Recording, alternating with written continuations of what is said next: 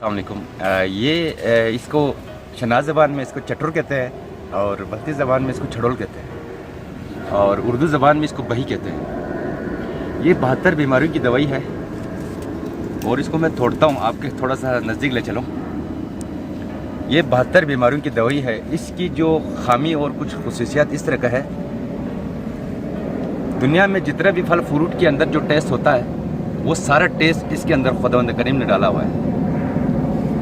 इसके आप अचार बना लें, इसके आप जाम बना लें, इसकी आप जूस पे जो है ना आप एक मिल्क शेक भी बन सकता है। तो इसका हमने रिसर्च किया तो ये बाहर मुल्कों से स्मगलिंग होकर आता है। जब एक डॉक्टर आया, डॉक्टर सलमान लाहौर से ताल्लुक़ रखते थे, तो ये हमारे पास आया तो इकबाल साहब ये तो आपके पास इतनी ओवरफ्लो है, तो कह रहे हैं यार ये स्मगलिंग हो गया, आपके पास तो ज़ाया हो रहा है। तो उस टाइम पे हमने इसको रिसर्च किया तो इसके अंदर इतनी अल्लाह ताला ने वो खुसूसियत डाली हुई है, इसके अंदर इतनी खामियां है। ये 72 बीमारियों की दवाई है। तो हमारे साथ ऑनलाइन रह जाएगा। अल्लाह हाफिज़, अस्सलाम वालेकुम।